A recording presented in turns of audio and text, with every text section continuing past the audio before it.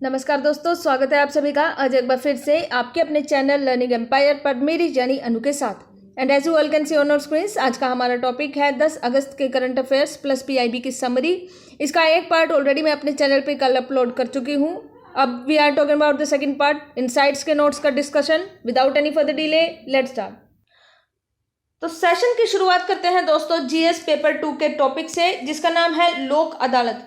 हुआ क्या है कि दिल्ली में ऑनलाइन लोक अदालत को हेल्ड किया गया है और इनको ई लोक अदालत बोला गया था। ये जो लोक अदालत है इनको Delhi state legal services authority यानी DSLSA के द्वारा ऑर्गेनाइज करवाया गया था। उन लोगों को फैसिलिटेट करवाने के लिए जो लोग अपने मामलों का निपटान जल्दी से जल्दी और एमिकेबली करवाना चाहते हैं, यानी कि सलाह मशवरा करके, बातचीत करके जब कोई लोग अपने विवादित मुद्दों का निपटान करवाना चाहते थे तो उन लोगों के लिए इन लोक अदालत का निर्माण किया गया था। ये किस तरीके से कंडक्ट की गई थी, उससे पहले मैं आपको ये बता दूं दोस्तों कि दिल्ली की जितनी भी डिस्ट्रिक्ट कोर्ट हैं उनके कॉम्प्लेक्सेस में ये लोक अदालत हेल्ड करवाई गई थी। कंडक्ट ये कैसे की गई थी, तो सामा SAMA सामा नाम का एक प्लेटफॉर्म है। ये एक ऑनलाइन प्लेटफॉर्म है जो ऑनलाइन डिस्प्यूट रिजोल्यूशन का काम करता है। तो सामा क्या है कि एक ऑनलाइन डिस्प्यूट रिजोल्यूशन का प्लेटफॉर्म है और इसको रिकॉग्निशन मिली हुई है department of justice for resolving disputes through video conferencing. तो सामा ने एक ऑनलाइन लिंक प्रोवाइड करवाया था और इस ऑनलाइन लिंक पे क्लिक करके जो जो पार्टी थी वो पार्टी इस ऑनलाइन लिंक पे क्लिक करती और ऑनलाइन कोर्ट रूम में पहुंच जाती थी। और इसी के साथ ही दोस्तों इसमें क्या होता था कि कंसर्न पार्टीज होती थी और एक जज होता था जो इनके इस मसले को एड्रेस करता था, मतलब इसकी सुनवाई करता था। अब अगर बात की जाए तो जैसे ही मान लीजिए सॉर्ट आउट हो गया सारा का सारा मैटर, तो पार्टी के पास एक OTP सेंड किया जाता था और जब पार्टी उस OTP पे क्लिक कर देती थी तो यानी वो कंफर्मेशन हो जाता था। इसके बाद ये मान लिया जाता था कि डिस्प्यूट जो है सेटल हो गया है। तो इस तरीके से ये जो ऑनलाइन लोक अदालत है इसने अपना काम किया था। अब इसका रिजल्ट क्या निकला, रिजल्ट ये निकला कि टोटल 77 बेंचेस बैठी थी इस दिन और हुआ क्या था कि 5838 केसेस की सुनवाई हुई थी और इन सभी सुनवाई के बाद जो सेटलमेंट अमाउंट थी वो 46 करोड़ 28 लाख के आसपास निकलकर आई थी। तो यानी कि कहा जा सकता है कि ये एक सक्सेसफुल एक्सपेरिमेंट था जो दिल्ली गवर्नमेंट के द्वारा किया गया था। अब अगर बात की जाए कि लोक अदालत एग्जैक्टली होती क्या है, तो लोक अदालत is one of the alternative dispute redressal mechanism. तो दोस्तों आप सभी को पता है हमारे जो कोर्ट्स हैं, लोअर कोर्ट से लेकर सुप्रीम कोर्ट तक कितने सारे केसेस हैं जो पेंडिंग पड़े हैं। तो उनमें से उन सभी केसेस में से ऐसे केसेस जिनको एमिकेबली सुलझाया जा सकता है, यानी कि बीच बचाव करके जिनको खत्म किया जा सकता है, तो उन केसेस को निपटान करने के लिए लोक अदालत को बनाया गया था। एक पर्पस तो ये था दोस्तों। दूसरा पर्पस ये था कि जो कोर्ट के ऊपर बर्डन है पेंडिंग केसेस का, उस बर्डन को किसी भी तरीके से कम करना है। लोक अदालत क्या काम करती है, लोक अदालत इंडिया का जो प्रियम्बल है, इंडियन कॉन्स्टिट्यूशन का जो प्रियम्बल है उसमें लिखी हुई मेन बात को पूरा करने की कोशिश करती है। प्रियम्बल में लिखा हुआ है कि हम आपके लिए जस्टिस को सिक्योर करेंगे, चाहे कोई गरीब हो चाहे अमीर हो, हर किसी के सामने जस्टिस डिलीवर किया जाएगा। और ये जस्टिस 3 प्रकार का होगा। कौन सा, सोशल, इकोनॉमिक और पॉलिटिकल। ठीक है, तो यानी कि सामाजिक, आर्थिक और राजनीतिक न्याय जो है हमारी प्रियम्बल बोलती है कि ये हर व्यक्ति को मिलेगा। और ये किसके द्वारा दिया जा रहा है, लोक अदालत। इंडिया की जितनी भी अदालत है वो इस तरीके का जस्टिस दे रही है और लोक अदालत भी इसी दिशा में अपना काम कर रही है।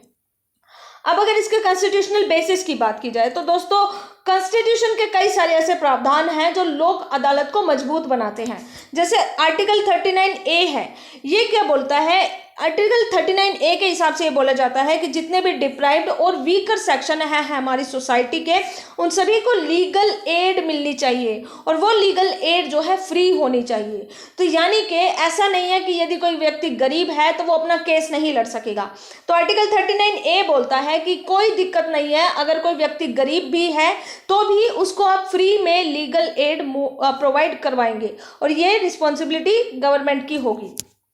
आर्टिकल 14 और आर्टिकल 22(1) इसमें क्या लिखा गया है, इसमें यह बोला गया है कि स्टेट के लिए कंपलसरी है, किसके लिए, स्टेट के लिए कंपलसरी है कि वो इक्वालिटी बिफोर द लॉ को गारंटी करे।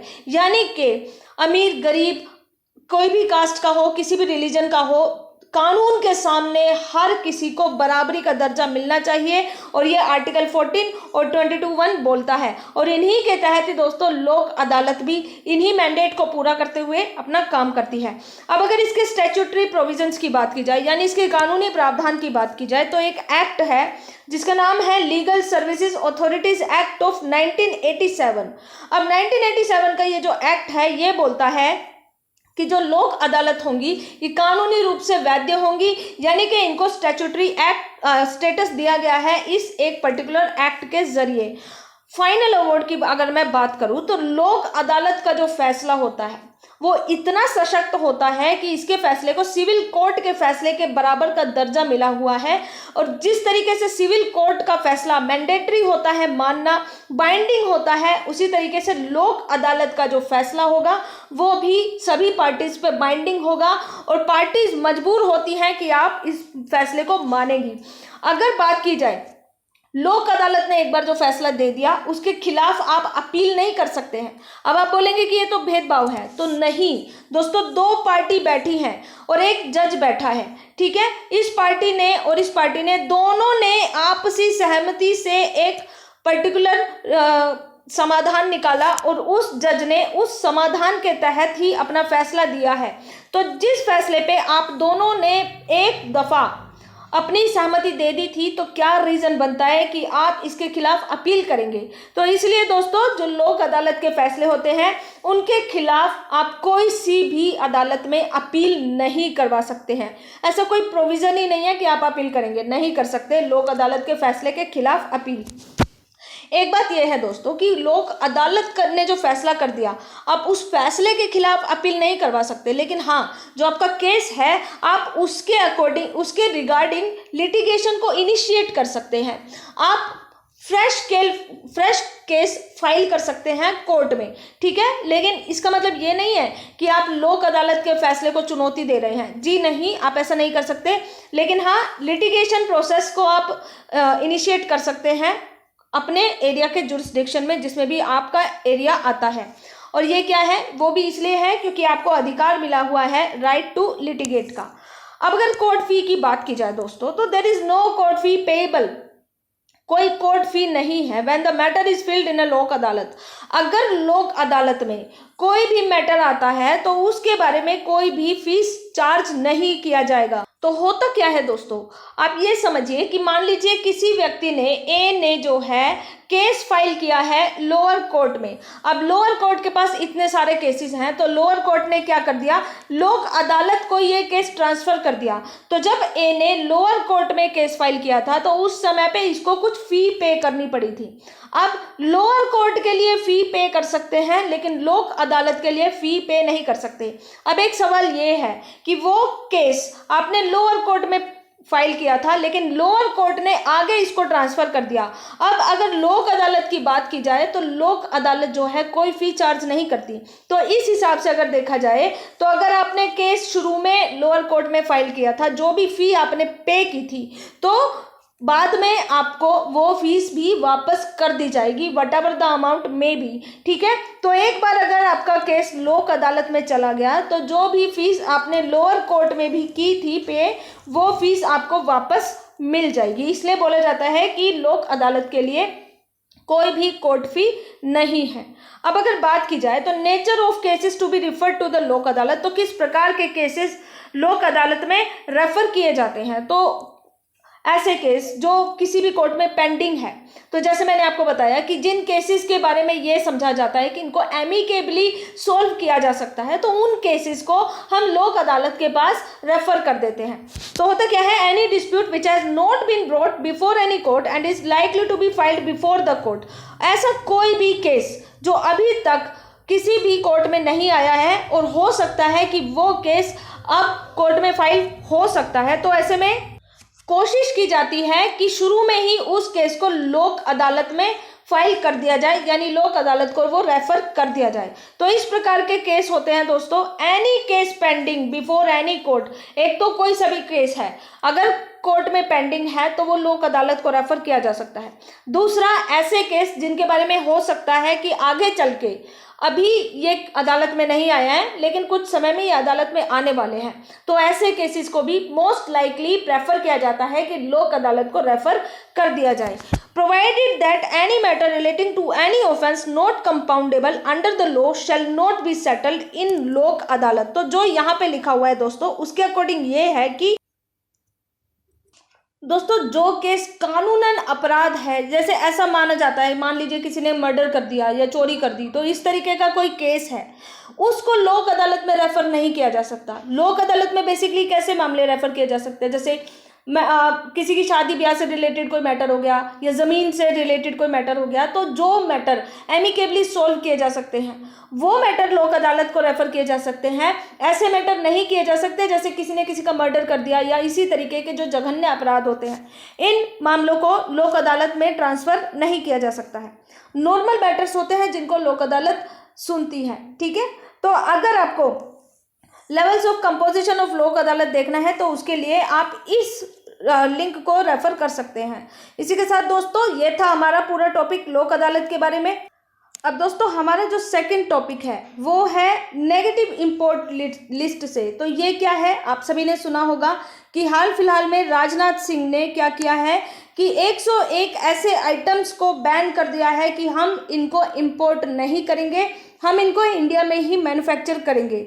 तो उन्होंने कहा है कि द आर्म्ड फोर्सेस यानी आर्मी, नेवी, एयरफोर्स, ये जितनी भी हमारी आर्म्ड फोर्सेस हैं ये तीनों क्या करेंगी, इन 101 आइटम्स को इंपोर्ट नहीं किया जाएगा। जो भी आइटम है ये इंडिया में बनाए जाएंगे, चाहे कोई प्राइवेट मैन्युफैक्चरर हो चाहे गवर्नमेंट मैन्युफैक्चरर हो, कोई दिक्कत नहीं है, लेकिन होना वो इंडियन मैन्युफैक्चरर चाहिए। तो आप ये सारी 101 लिस्ट, ये जो 101 आइटम्स हैं इनको आप सिर्फ इंडिया से ही खरीदेंगे, बाहर से नहीं खरीदेंगे। तो अगर बात की जाए दोस्तों, तो यहाँ पे आप अगर इस ऐड को देखेंगे तो यहाँ पे लिखा हुआ है कि 101 वेपन्स को जो है बैन कर दिया गया है दिसंबर 2020 से दिसंबर 2025 तक, यानी कि इन वेपन्स का इंपोर्ट बैन कर दिया गया है। अब इनका मास लेवल पे इंडिया में ही मैन्युफैक्चरिंग इनकी की जाएगी। तो इस तरीके के कुछ ऐसे आइटम्स हैं जैसे एमओ हो गया, sonar, radar, artillery guns, assault rifles, missile destroyers. तो ये सारी जो भी इंपॉर्टेंट चीज़ें हैं डिफेंस के लिहाज से, इन सभी चीज़ों को आप सिर्फ और सिर्फ इंडिया से खरीदेंगे, बाहर के देशों से नहीं खरीदेंगे। हुआ क्या है दोस्तों कि आप सभी को ने देखा होगा कि एक रिपोर्ट के अकॉर्डिंग हुआ क्या है दोस्तों कि 260 डील्स अभी तक साइन की जा चुकी हैं 3.5 यानी 3.5 लाख करोड़ की, और ये सिर्फ और सिर्फ डिफेंस सेक्टर में ही हुआ है। और ये डील जो है अप्रैल 2015 से लेकर अगस्त 2020 के बीच में ही हुई है। तो दोस्तों सिर्फ 5 साल में ही 260 डील 3.5 लाख करोड़ तक की हम साइन कर चुके हैं। तो अब हो क्या रहा है कि गवर्नमेंट चाहती है कि ये जो पैसा है इंडिया में ही रहे। हम इंडियन मैन्युफैक्चरिंग इंडस्ट्री को बूस्ट करना चाहते हैं। आप सभी को पता होगा आत्मनिर्भर भारत। तो धीरे धीरे करके इस स्कीम की तरफ, इस स्टेप की तरफ हम आगे कदम बढ़ाते जा रहे हैं। Domestic contracts will be placed in 6 से 7 साल। तो इनको प्लेस होने में 6 से 7 साल लगेंगे, लेकिन हाँ अब जो भी इस तरीके का 101 आइटम्स हैं इनको इंडियन मैन्युफैक्चरर से ही खरीदा जाएगा। ये जो इंडियन मैन्युफैक्चरर्स हैं इनके लिए ये बोला गया है कि आप जो है फॉरेन कंपनीज के साथ टाई अप कर सकते हैं, कोई दिक्कत नहीं है, लेकिन बेसिकली हम खरीदेंगे आप लोगों से ही। आपका टाई अप अमेरिका के साथ है, ब्रिटेन के साथ है, फ्रांस के साथ है, कोई दिक्कत नहीं है, लेकिन बेसिकली आप इंडियन मैन्युफैक्चरर हैं, इसलिए हम आपसे ये सामान जो है प्रोक्योर करेंगे, हम खरीदेंगे। यहाँ पे ये जो डिसीजन है दोस्तों, it will offer a great opportunity to the Indian defence industry to manufacture the items in the negative list by using their own design and development capabilities. तो यहाँ से अब क्या होगा कि जिस तरीके से ये एक फैसला आया है, इस फैसले से क्या होगा कि भारत की जो मैन्युफैक्चरिंग हब है, डिफेंस मैन्युफैक्चरिंग हब, इसमें बहुत बड़ा बूस्ट देखने को मिलेगा, आत्मनिर्भरता आएगी और धीरे धीरे करके इंडिया जो है आत्मनिर्भर भारत की तरफ बढ़ेगा। अब बात आती है कि क्यों इस पॉलिसी की ज़रूरत पड़ी, इसका क्या इम्पैक्ट होगा। तो इस तरीके के फैसले की जरूरत इसलिए पड़ी दोस्तों, जिसको हम सिप्री बोलते हैं, यानी Stockholm International Peace Research Institute, इसको सिप्री बोला जाता है। तो इसने एक डाटा रिलीज किया था, उसके अकॉर्डिंग बताया गया था कि दुनिया में 2014 से 2019 के बीच में इंडिया ने दूसरे नंबर पर सबसे ज़्यादा चीज़ें इंपोर्ट की हैं, यानी कि India has been the second largest importer in the world. ये जो इंपोर्ट किया है दोस्तों 16 बिलियन यानी 17 बिलियन यूएस डॉलर्स के आसपास का सामान हम अभी तक बाहर के देशों से खरीद चुके हैं। तो अब गवर्नमेंट क्या चाहती है, गवर्नमेंट ये चाहती है कि जो पैसा है इंडिया का है, इंडिया के इंडिया में ही रहे। हम अपनी खुद की डोमेस्टिक इंडस्ट्रीज को बूस्ट करना चाहते हैं, इसीलिए हम आत्मनिर्भरता की तरफ ज़्यादा से ज़्यादा कदम आगे बढ़ाना चाहते हैं। The government wants to reduce the dependence on the important items in defence. तो दोस्तों किसी भी हम अगर अपने कंधे पे खुद यकीन करें तो ज़्यादा अच्छा माना जाता है। दूसरों के कंधे पे बंदूक रख के चलाना इज़ नॉट गुड थिंग, है ना। और हम अपनी डिपेंडेंसी इंडिपेंडेंट बनना ज़्यादा बेहतर है as compare to the dependent. तो इसलिए दोस्तों इंडिया क्या करना चाहता है, इंपोर्ट आइटम्स में डिपेंडेंट बनना चाहता है, इंडिपेंडेंट बनना चाहता है। क्या हो रहा है, इंडिपेंडेंट बनना चाहता है। और इसी को ध्यान में रखते हुए गवर्नमेंट जो है इस डिपेंडेंस को ख़त्म करना चाहता है।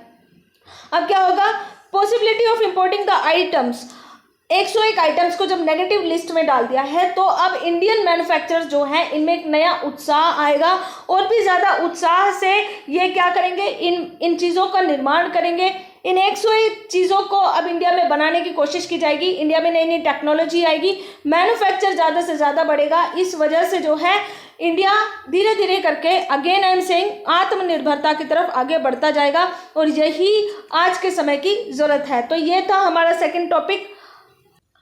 तो दोस्तों उम्मीद करती हूँ आज के सेशन से आप सभी को कुछ ना कुछ सीखने को मिला होगा। इफ यस तो do like, share and subscribe our channel and press the bell icon for more updates.